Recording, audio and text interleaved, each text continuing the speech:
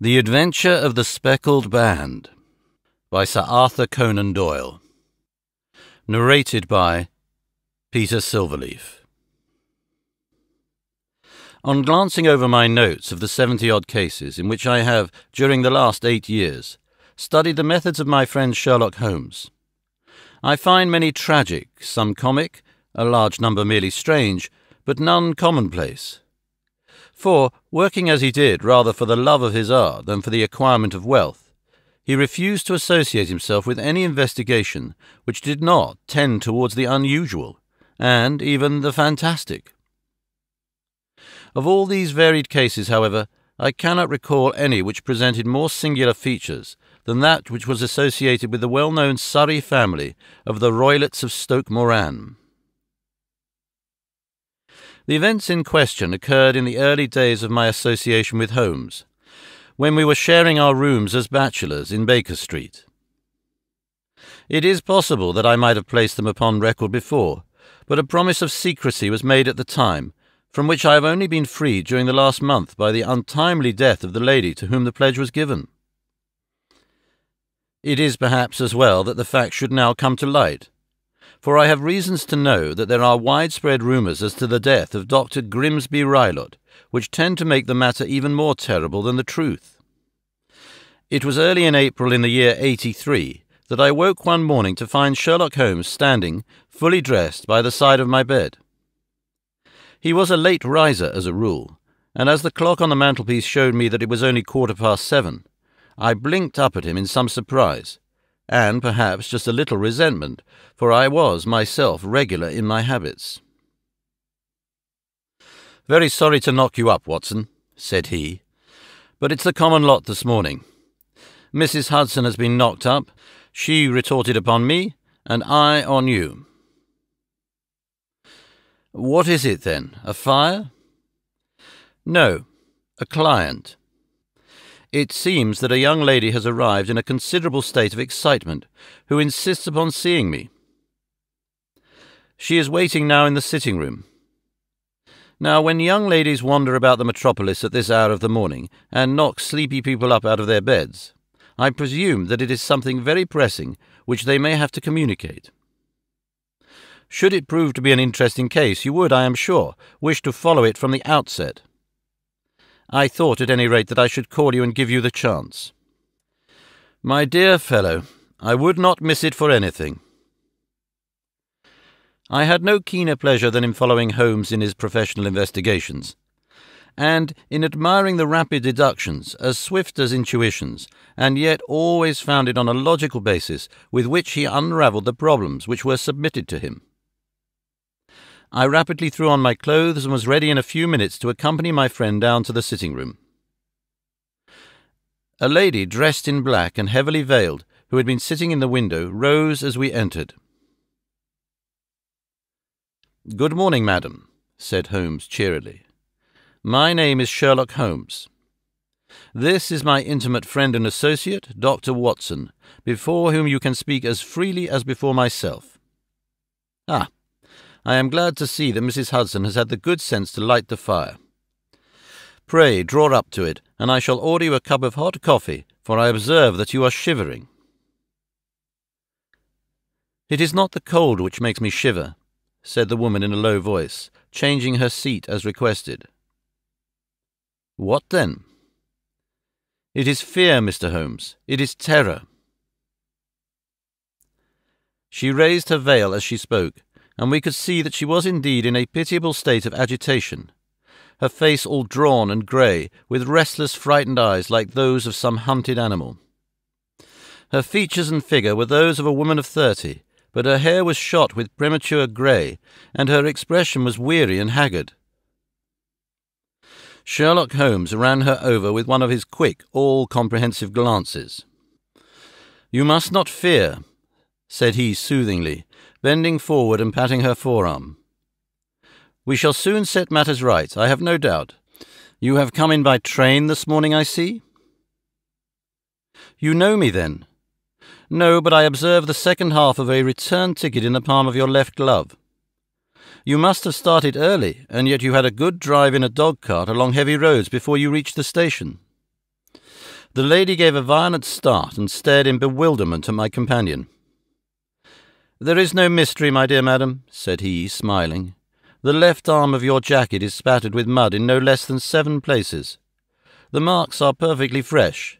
There is no vehicle save a dog-cart which throws up mud in that way, and then only when you sit on the left-hand side of the driver." "Whatever your reasons may be, you are perfectly correct," said she. "I started from home before 6, reached Leatherhead at 20 past, and came in by the first train to Waterloo. Sir, I can stand this strain no longer. I shall go mad if it continues. I have no one to turn to, none save only one who cares for me, and he, poor fellow, can be of little aid. I have heard of you, Mr. Holmes. I have heard of you from Mrs. Fanintosh, whom you helped in the hour of her sore need. It was from her that I had your address. Oh, sir, do you not think that you could help me too, and at least throw a little light through the dense darkness which surrounds me? At present it is out of my power to reward you for your services, but in a month or 6 weeks I shall be married, with the control of my own income, and then at least you shall not find me ungrateful." Holmes turned to his desk and, unlocking it, drew out a small case-book which he consulted. "Fanintosh," said he. "Ah, yes, I recall the case. It was concerned with an opal tiara. I think it was before your time, Watson. I can only say, madam, that I shall be happy to devote the same care to your case as I did to that of your friend. As to reward, my profession is its own reward, but you are at liberty to defray whatever expenses I may be put to, at the time which suits you best. And now I beg that you will lay before us everything that may help us in forming an opinion upon the matter." "Alas," replied our visitor, "the very horror of my situation lies in the fact that my fears are so vague, and my suspicions depend so entirely upon small points, which might seem trivial to another, that even he to whom of all others I have a right to look for help and advice looks upon all that I tell him about it as the fancies of a nervous woman. He does not say so, but I can read it from his soothing answers and averted eyes. But I have heard, Mr. Holmes, that you can see deeply into the manifold wickedness of the human heart. You may advise me how to walk amid the dangers which encompass me." "I am all attention, madam." "My name is Helen Stoner, and I am living with my stepfather, who is the last survivor of one of the oldest Saxon families in England, the Roylotts of Stoke Moran, on the western border of Surrey." Holmes nodded his head. "The name is familiar to me," said he. "The family was at one time among the richest in England, and the estates extended over the borders into Berkshire in the north and Hampshire in the west. In the last century, however, 4 successive heirs were of a dissolute and wasteful disposition, and the family ruin was eventually completed by a gambler in the days of the Regency. Nothing was left save a few acres of ground, and the 200-year-old house, which is itself crushed under a heavy mortgage. The last squire dragged out his existence there, living the horrible life of an aristocratic pauper, but his only son, my stepfather, seeing that he must adapt himself to the new conditions, obtained an advance from a relative, which enabled him to take a medical degree and went out to Calcutta, where, by his professional skill and his force of character, he established a large practice. In a fit of anger, however, caused by some robberies which had been perpetrated in the house, he beat his native butler to death and narrowly escaped a capital sentence. As it was, he suffered a long term of imprisonment and afterwards returned to England a morose and disappointed man. When Dr. Roylott was in India, he married my mother, Mrs. Stoner, the young widow of Major General Stoner of the Bengal Artillery. My sister Julia and I were twins, and we were only 2 years old at the time of my mother's remarriage. She had a considerable sum of money, not less than £1,000 a year, and this she bequeathed to Dr. Roylott entirely while we resided with him, with a provision that a certain annual sum should be allowed to each of us in the event of our marriage. Shortly after our return to England, my mother died. She was killed 8 years ago in a railway accident near Crewe. Dr. Roylott then abandoned his attempts to establish himself in practice in London, and took us to live with him in the old ancestral house of Stoke Moran. The money which my mother had left us was enough for all our wants, and there seemed to be no obstacle to our happiness. But a terrible change came over our stepfather about this time. Instead of making friends and exchanging visits with our neighbours, who had at first been overjoyed to see a roylet of Stoke Moran back in the old family seat, he shut himself up in his house and seldom came out save to indulge in ferocious quarrels with whoever might cross his path. Violence of temper, approaching to mania, has been hereditary in the men of the family, and in my stepfather's case it had, I believe, been intensified by his long residence in the tropics. A series of disgraceful brawls took place, 2 of which ended in the police court, until at last he became the terror of the village, and the folks would fly at his approach, for he is a man of immense strength and absolutely uncontrollable in his anger. Last week he hurled the local blacksmith over a parapet into a stream, and it was only by paying over all the money which I could gather together that I was able to avert another public exposure. He had no friends at all save the wandering gypsies, and he would give these vagabonds leave to encamp upon the few acres of bramble-covered land which represent the family estate, and would accept in return the hospitality of their tents, wandering away with them sometimes for weeks on end. He has a passion also for Indian animals, which are sent over to him by a correspondent, and he has at this moment a cheetah and a baboon, which wander freely over his grounds and are feared by the villagers almost as much as their master. You can imagine from what I say that my poor sister Julia and I had no great pleasure in our lives. No servant would stay with us, and for a long time we did all the work of the house. She was but 30 at the time of her death, and yet her hair had already begun to whiten, even as mine has. Your sister is dead, then? She died just 2 years ago, and it is the death of her that I wish to speak to you. You can understand that, living the life which I have described, we were little likely to see anyone of our own age and position.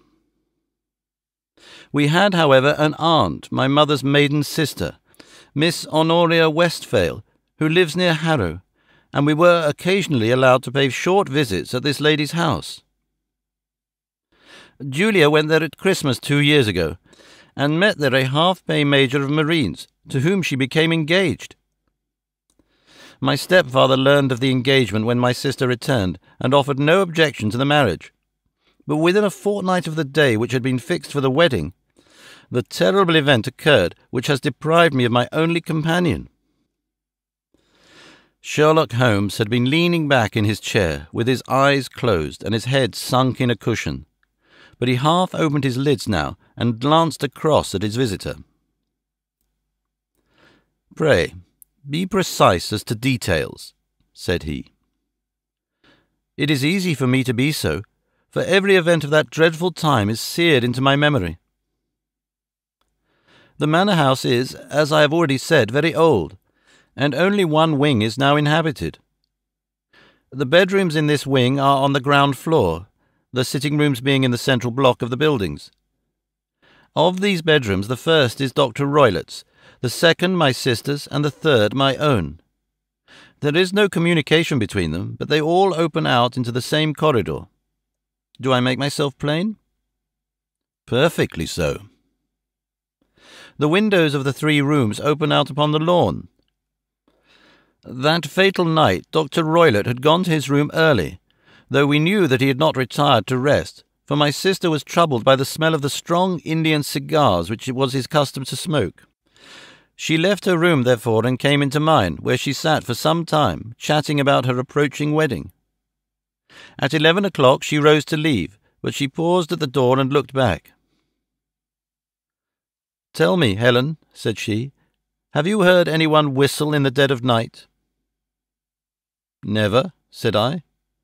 "I suppose that you could not possibly whistle yourself in your sleep?" "Certainly not. But why?" "Because during the last few nights I have always, about 3 in the morning, heard a low, clear whistle. I am a light sleeper, and it has awakened me.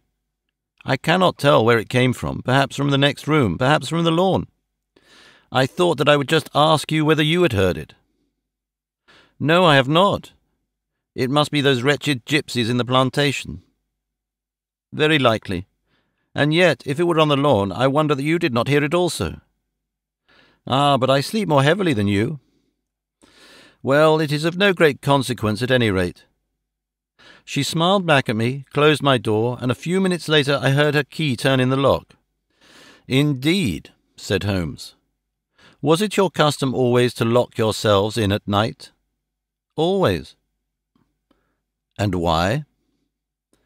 I think that I mentioned to you that the doctor kept a cheetah and a baboon. We had no feeling of security unless our doors were locked. Quite so. Pray proceed with your statement. I could not sleep that night. A vague feeling of impending misfortune impressed me. My sister and I, you will recollect, were twins, and you know how subtle are the links which bind two souls which are so closely allied. It was a wild night. The wind was howling outside, and the rain was beating and splashing against the windows. Suddenly, amid all the hubbub of the gale, there burst forth the wild scream of a terrified woman.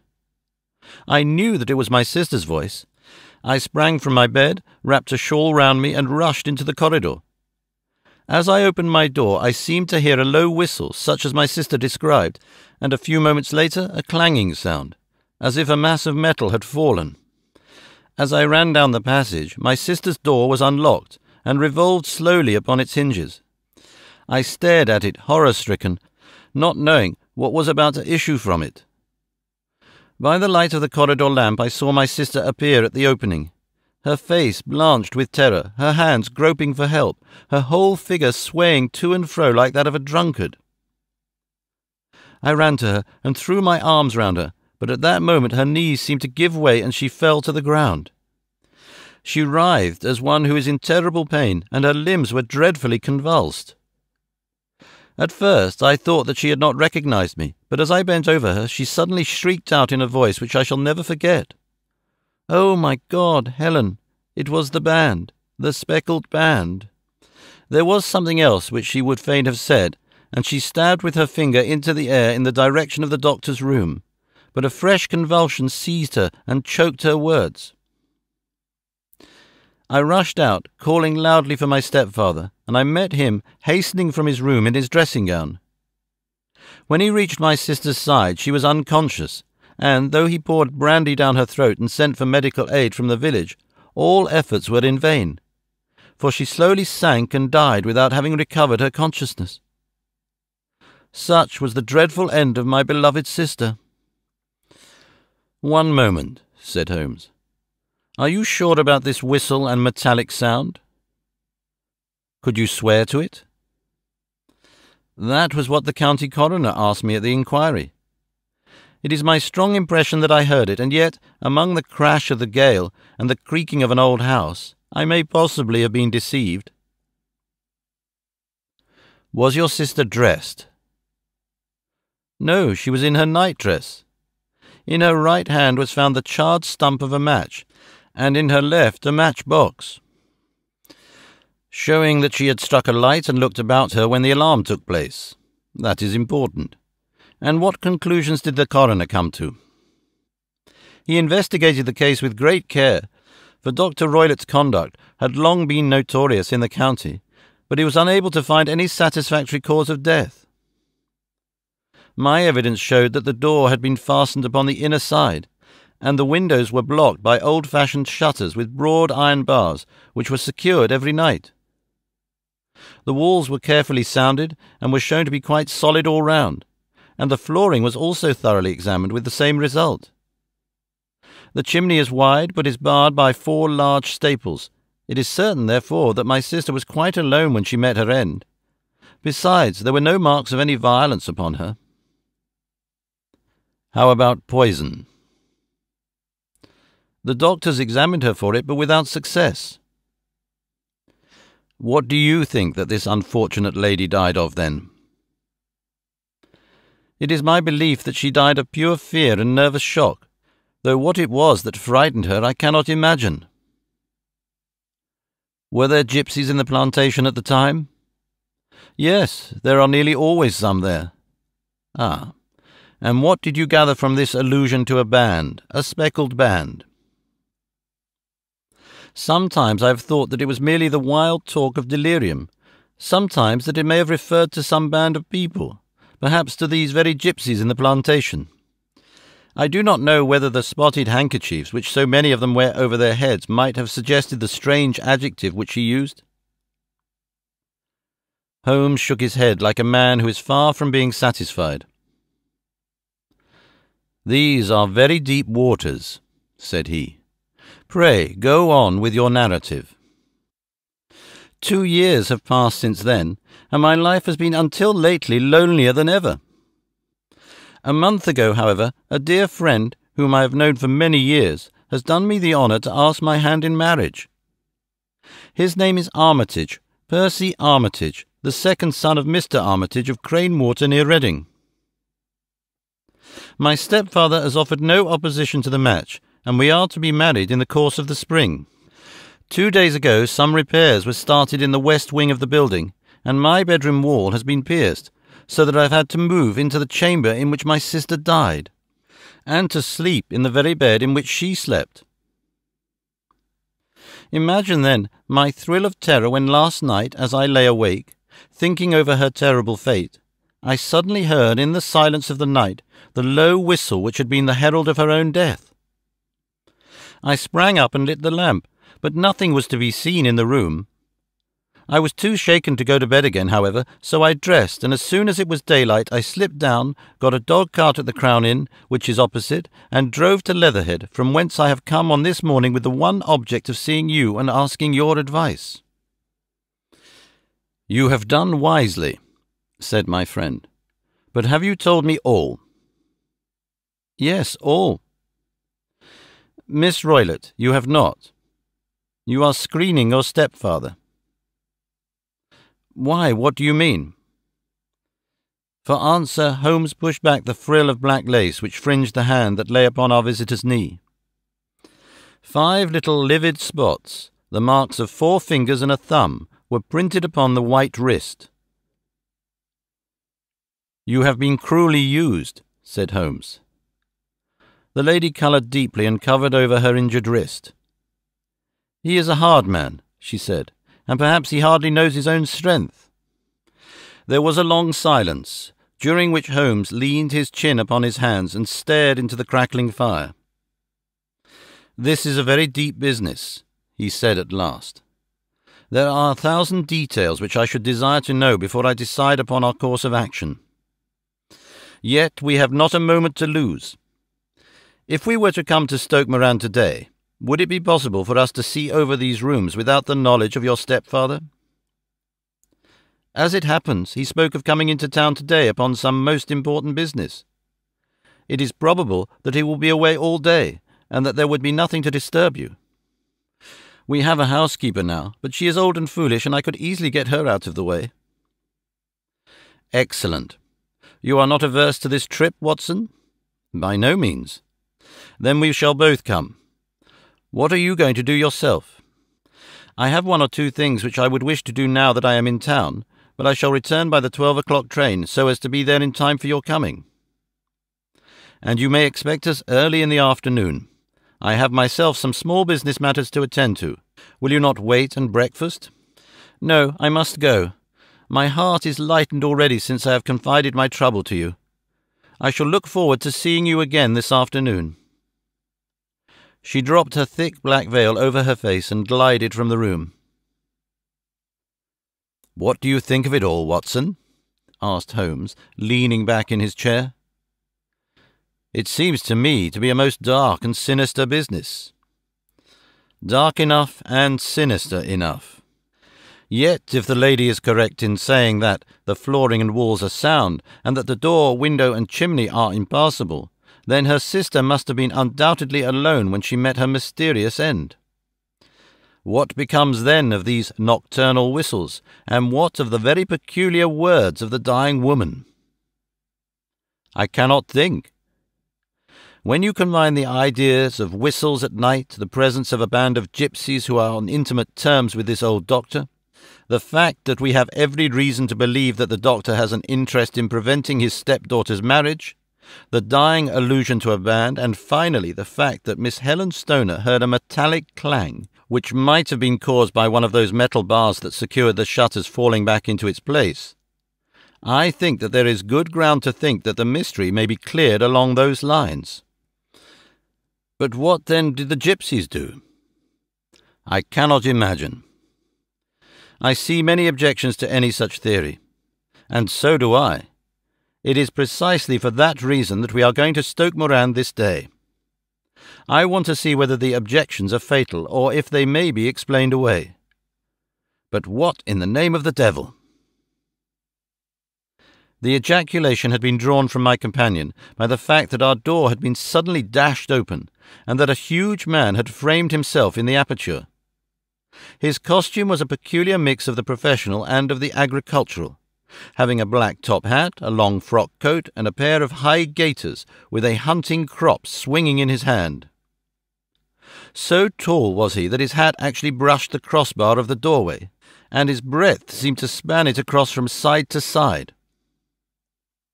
A large face, seared with 1,000 wrinkles, burned yellow with the sun, and marked with every evil passion, was turned from one to the other of us, while his deep-set, bile-shot eyes and his high, thin, fleshless nose gave him somewhat the resemblance to a fierce old bird of prey.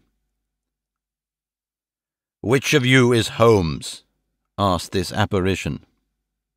"My name, sir, but you have the advantage of me," said my companion quietly. "I am Dr. Grimsby Roylott of Stoke Moran." "Indeed, doctor," said Holmes blandly. "Pray take a seat." "I will do nothing of the kind. My stepdaughter has been here, and I have traced her. What has she been saying to you?" "It is a little cold for the time of year," said Holmes.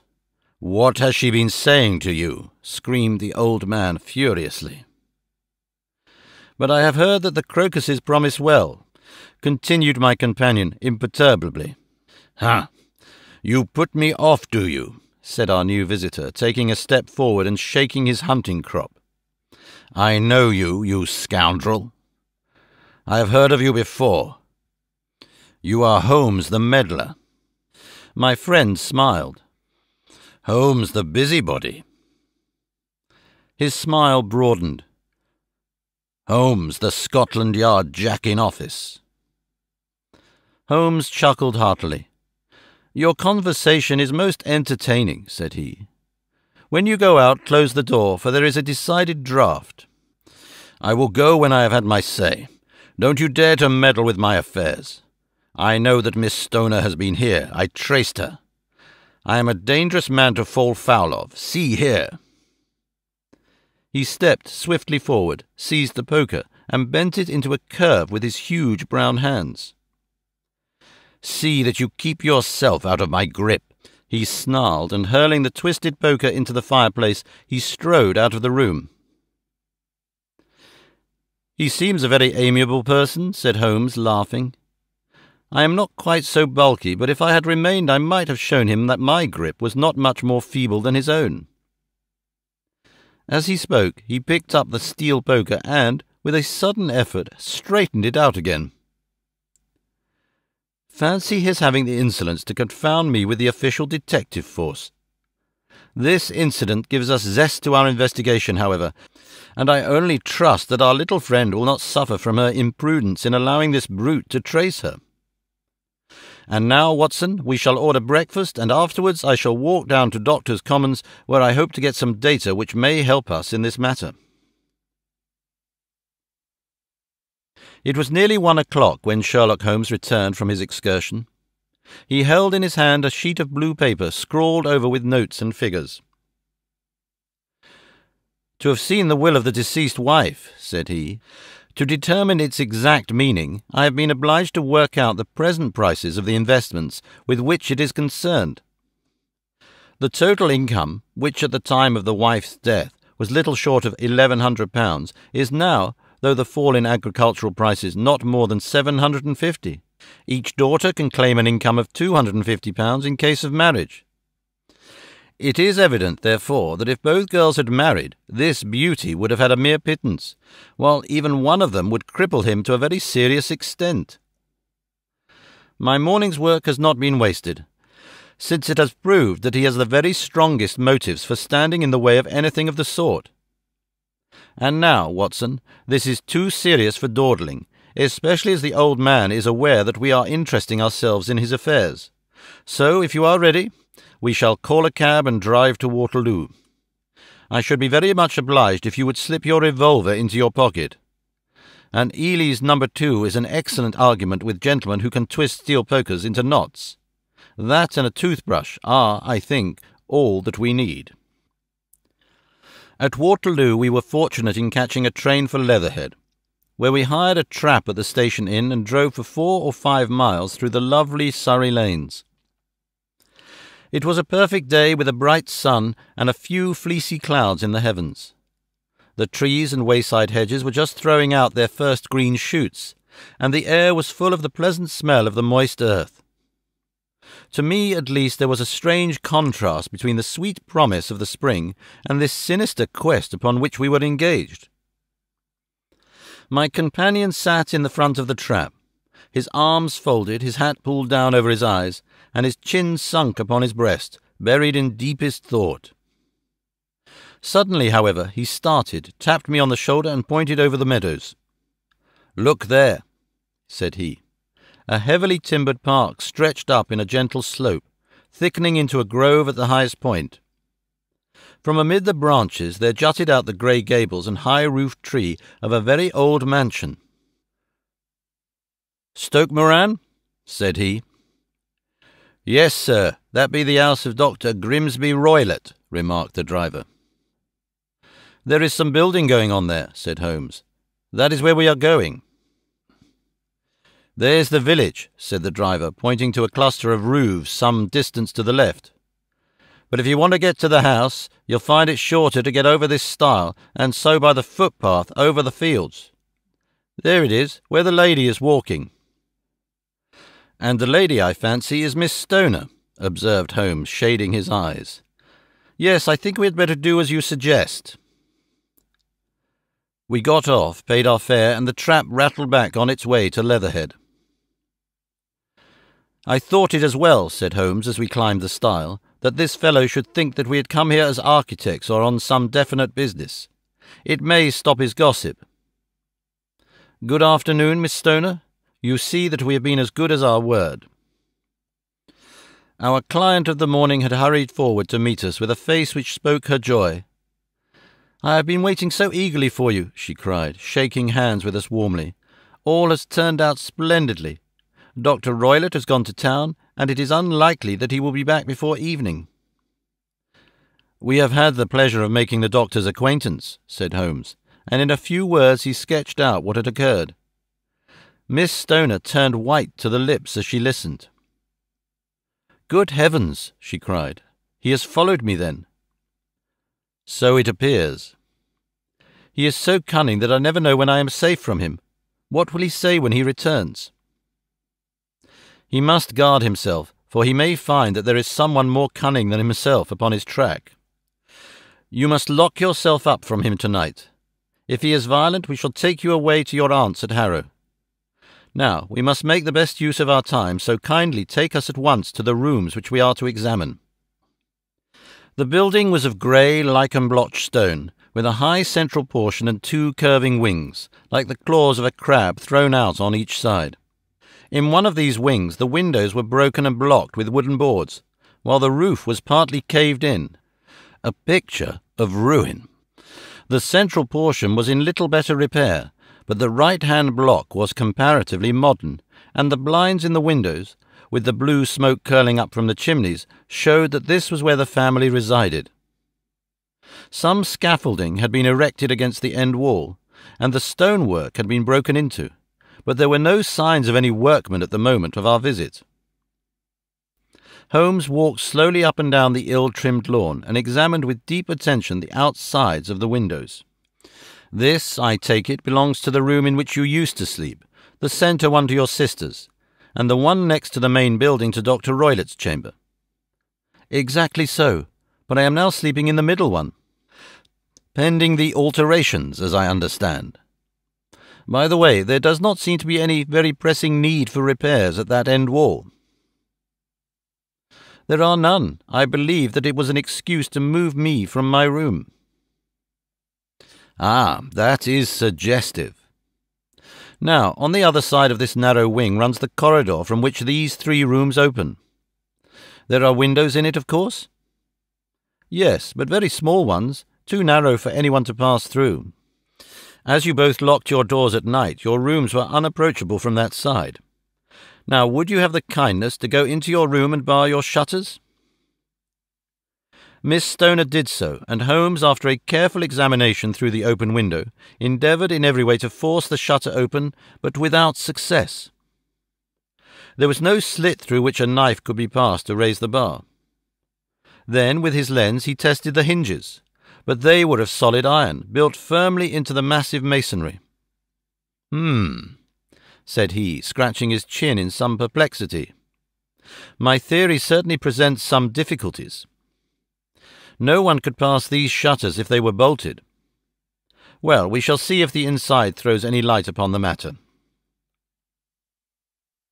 A small side door led into the whitewashed corridor from which the 3 bedrooms opened. Holmes refused to examine the 3rd chamber, so we passed at once to the 2nd, that in which Miss Stoner was now sleeping, and in which her sister had met with her fate. It was a homely little room, with a low ceiling and a gaping fireplace, after the fashion of old country houses. A brown chest of drawers stood in one corner, a narrow white counterpaned bed in another, and a dressing-table on the left-hand side of the window. These articles, with 2 small wicker-work chairs, made up all the furniture in the room, save for a square of Wilton carpet in the centre. The boards round and the panelling of the walls were of brown, worm-eaten oak, so old and discoloured that it may have been dated from the original building of the house. Holmes drew one of the chairs into a corner and sat silent, while his eyes travelled round and up and down, taking in every detail of the apartment. "Where does that bell communicate with?" he asked at last, pointing to a thick bell rope which hung down beside the bed, the tassel actually lying upon the pillow. "It goes to the housekeeper's room." "It looks newer than the other things." "Yes, it was only put there a couple of years ago." "Your sister asked for it, I suppose?" "No, I never heard of her using it. We used always to get what we wanted for ourselves." "Indeed, it seemed unnecessary to put so nice a bell-pull there. You will excuse me for a few minutes while I satisfy myself as to this floor." He threw himself down upon his face with his lens in his hand and crawled swiftly backward and forward, examining minutely the cracks between the boards. Then he did the same thing with the woodwork with which the chamber was panelled. Finally, he walked over to the bed and spent some time in staring at it, and in running his eye up and down the wall. Finally, he took the bell rope in his hand and gave it a brisk tug. "Why, it's a dummy," said he.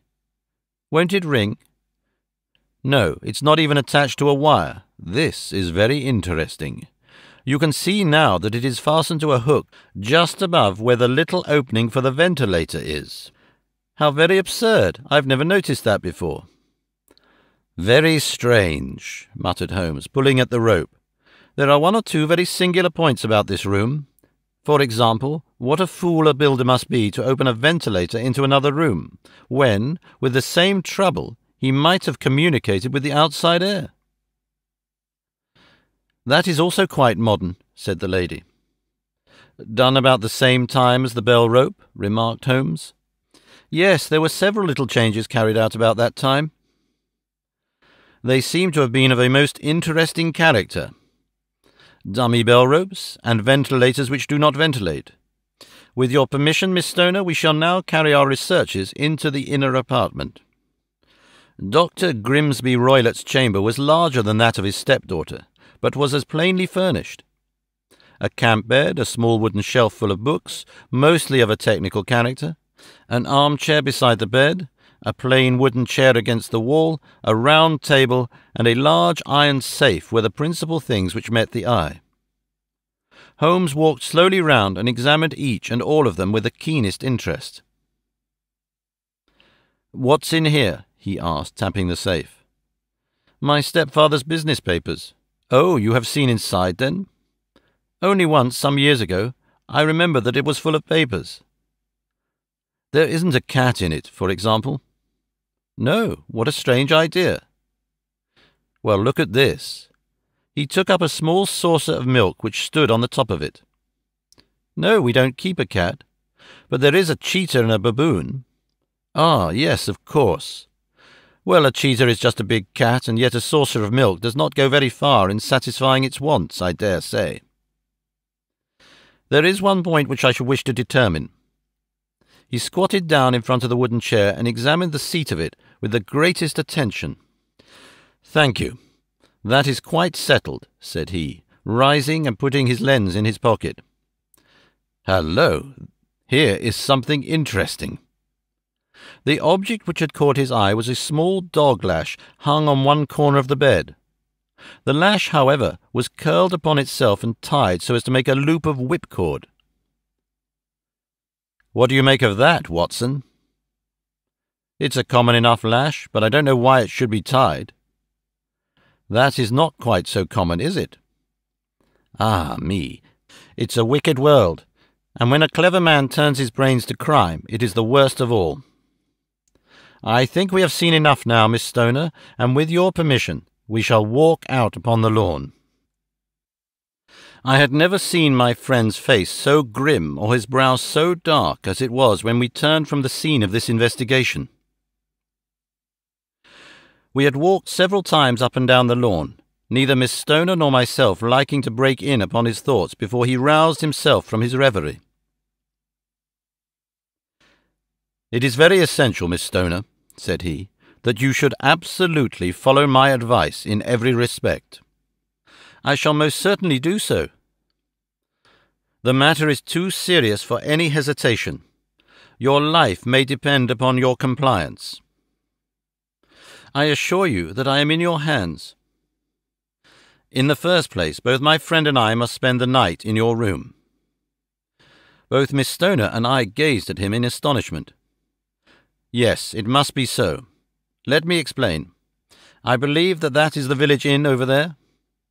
"Yes, it is the Crown." "Very good. Your windows would be visible from there."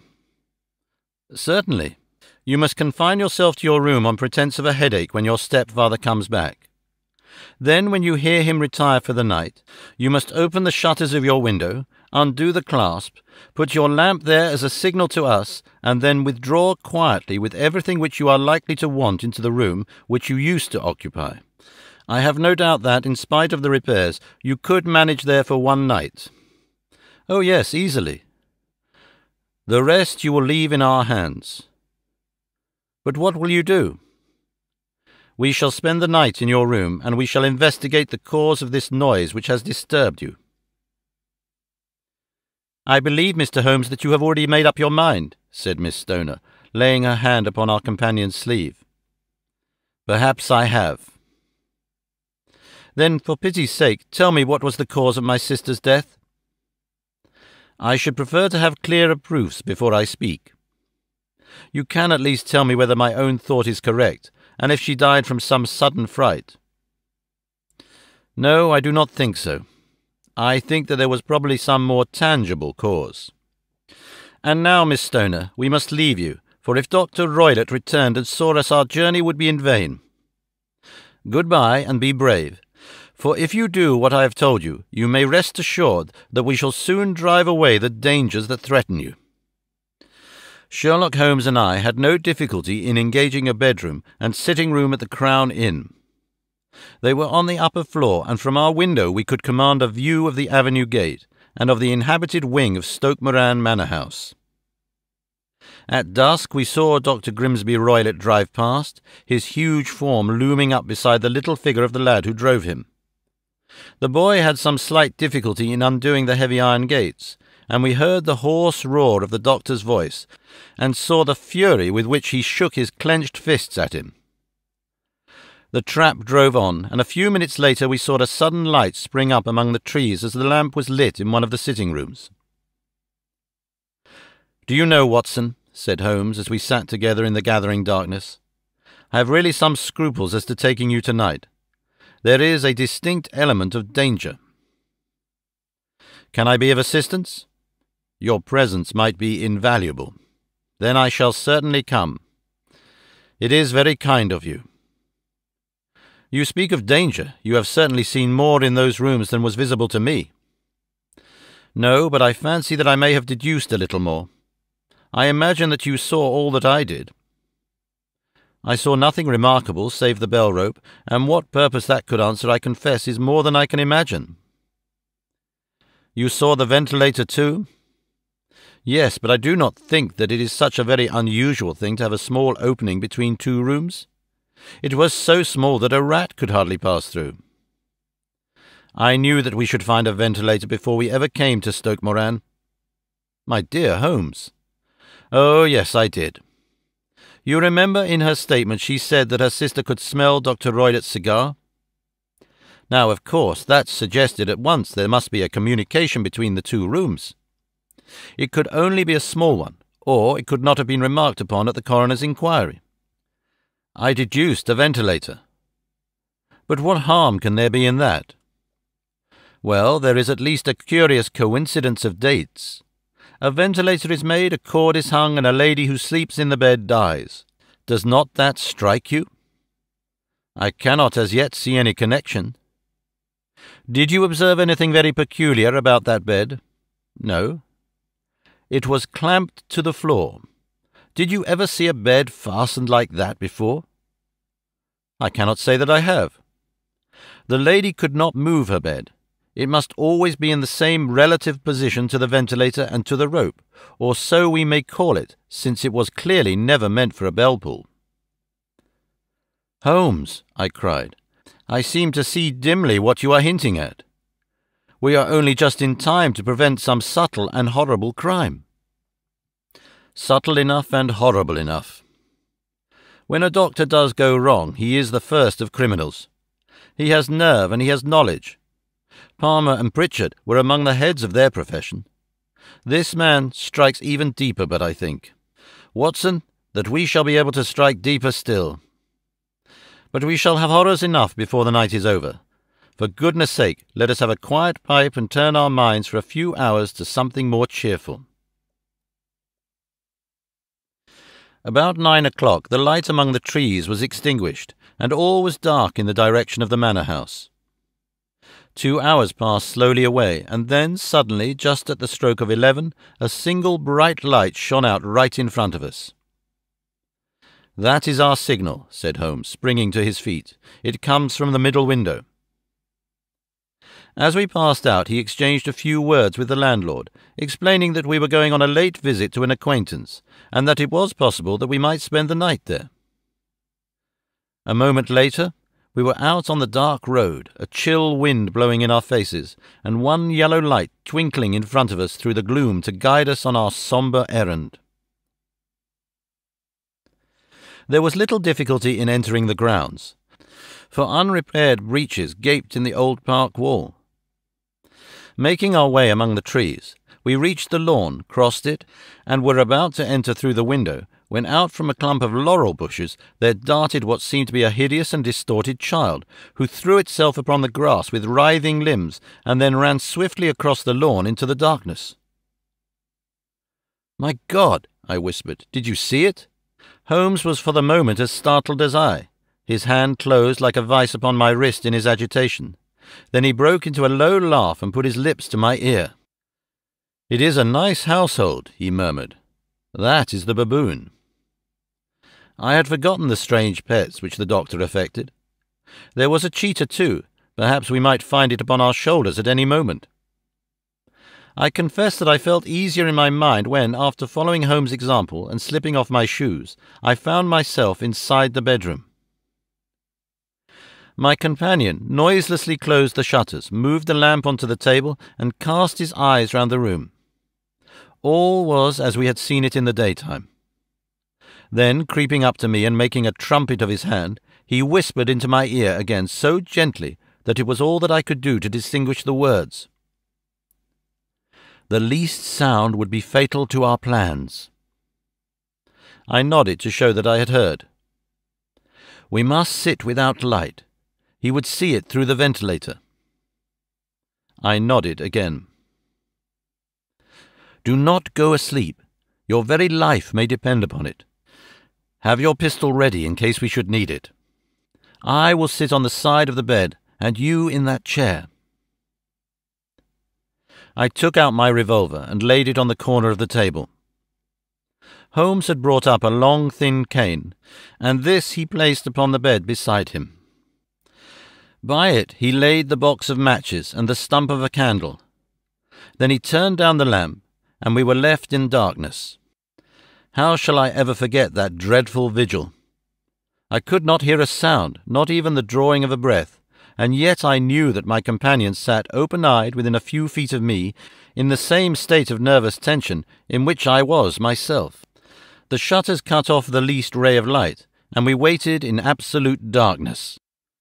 From outside came the occasional cry of a night-bird, and once at our very window a long-drawn cat-like whine, which told us that the cheetah was indeed at liberty.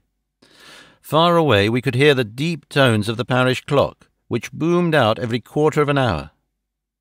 How long they seemed, those quarters! 12 struck, and 1, and 2, and 3, and still we sat waiting silently for whatever might befall. Suddenly there was the momentary gleam of a light up in the direction of the ventilator, which vanished immediately, but was succeeded by a strong smell of burning oil and heated metal. Someone in the next room had lit a dark lantern. I heard a gentle sound of movement, and then all was silent once more, though the smell grew stronger. For half an hour I sat with straining ears. Then suddenly another sound became audible, a very gentle, soothing sound, like that of a small jet of steam escaping continually from a kettle. The instant we heard it, Holmes sprang from the bed, struck a match, and lashed furiously with his cane at the bell-pull. "You see it, Watson?" he yelled. "You see it?" But I saw nothing. At the moment when Holmes struck the light, I heard a low, clear whistle, but the sudden glare flashing into my weary eyes made it impossible for me to tell what it was at which my friend lashed so savagely. I could, however, see that his face was deadly pale and filled with horror and loathing. He had ceased to strike and was gazing up at the ventilator when suddenly there broke from the silence of the night the most horrible cry to which I have ever listened. It swelled up louder and louder, a hoarse yell of pain and fear and anger, all mingled in one dreadful shriek. They say that away down in the village, and even in the distant parsonage, that cry raised the sleepers from their beds. It struck cold to our hearts, and I stood gazing at Holmes, and he at me, until the last echoes of it had died away into the silence from which it rose. "What can it mean?" I gasped. "It means that it is all over," Holmes answered, "and perhaps, after all, it is for the best. Take your pistol, and we will enter Dr. Roylott's room." With a grave face he lit the lamp and led the way down the corridor. Twice he struck at the chamber door without any reply from within. Then he turned the handle and entered, I at his heels, with the cocked pistol in my hand. It was a singular sight which met our eyes. On the table stood a dark lantern, with the shutter half open, throwing a brilliant beam of light upon the iron safe, the door of which was ajar. Beside this table, on the wooden chair, sat Dr. Grimsby Roylott, clad in a long grey dressing-gown, his bare knuckles protruding beneath, and his feet thrust into red heelless Turkish slippers. Across his lap lay the short stock with the long lash, which we had noticed during the day. His chin was cocked upward, and his eyes were fixed in a dreadful, rigid stare at the corner of the ceiling. Round his brow he had a peculiar yellow band, with brownish speckles, which seemed to be bound tightly round his neck. As we entered, he made neither sound nor motion. "The band, the speckled band," whispered Holmes. I took a step forward. In an instant his strange headgear began to move, and there reared itself from among his hair the squat, diamond-shaped head and puffed neck of a loathsome serpent. "It is a swamp adder," cried Holmes, "the deadliest snake in India. He has died within 10 seconds of being bitten." Violence does, in truth, recoil upon the violent, and the schemer falls into the pit which he digs for another. Let us thrust this creature back into its den, and we can then remove Miss Stoner to some place of shelter, and let the county police know what has happened." As he spoke, he drew the dog whip swiftly from the dead man's lap, and throwing the noose round the reptile's neck, he drew it from its horrid perch and, carrying it at arm's length, threw it into the iron safe, which he closed upon it. Such are the true facts of the death of Dr. Grimsby Roylott of Stoke Moran. It is not necessary that I should prolong a narrative which has already run too great a length by telling how we broke the sad news to the terrified girl, how we conveyed her by the morning train to the care of her good aunt at Harrow, of how the slow process of official inquiry came to the conclusion that the doctor met his fate while indiscreetly playing with a dangerous pet. The little which I had yet to learn of the case was told me by Sherlock Holmes as we travelled back next day. "I had," said he, "come to an entirely erroneous conclusion, which shows, my dear Watson, how dangerous it always is to reason from insufficient data. The presence of the gipsies, and the use of the word band, which was used by the poor girl, no doubt, to explain the appearance, which she had caught a hurried glimpse of by the light of her match, was sufficient to put me upon an entirely wrong scent. I can only claim the merit that I instantly reconsidered my position when, however, it became clear to me that whatever danger threatened an occupant of the room could not come either from the window or the door. My attention was speedily drawn, as I have already remarked to you, to this ventilator and to the bell rope which hung down to the bed. The discovery that this was a dummy, and that the bed was clamped to the floor, instantly gave rise to the suspicion that the rope was there as a bridge for something passing through the hole and coming to the bed. The idea of a snake instantly occurred to me, and when I coupled it with my knowledge that the doctor was furnished with a supply of creatures from India, I felt that I was probably on the right track. The idea of using a form of poison which could not possibly be discovered by any chemical test was just such a one as would occur to a clever and ruthless man who had had an Eastern training. The rapidity with which such a poison would take effect would also, from his point of view, be an advantage. It would be a sharp-eyed coroner, indeed, who could distinguish the two little dark punctures which would show where the poisoned fangs had done their work. Then I thought of the whistle. Of course, he must recall the snake before the morning light revealed it to the victim. He had trained it, probably by use of the milk which we saw, to return to him when summoned. He would put it through this ventilator at the hour that he thought best, with the certainty that it would crawl down the rope and land on the bed. It might or might not bite the occupant. Perhaps she might escape every night for a week. But sooner or later she must fall a victim. I had come to these conclusions before ever I had entered his room. An inspection of his chair showed me that he had been in the habit of standing on it, which of course would be necessary in order that he should reach the ventilator. The sight of the safe, the saucer of milk, and the loop of whipcord were enough to finally dispel any doubts which may have remained. The metallic clang heard by Miss Stoner was obviously caused by her stepfather hastily closing the door of his safe upon its terrible occupant. Having once made up my mind, you know the steps which I took in order to put the matter to the proof. I heard the creature hiss, as I have no doubt that you did also, and I instantly lit the light and attacked it, with the result of driving it through the ventilator, and also with the result of causing it to turn upon its master at the other side. Some of the blows of my cane came home and roused its snakish temper, so that it flew upon the first person it saw. In this way, I am no doubt indirectly responsible for Dr. Grimsby Roylott's death, and I cannot say that it is likely to weigh very heavily upon my conscience.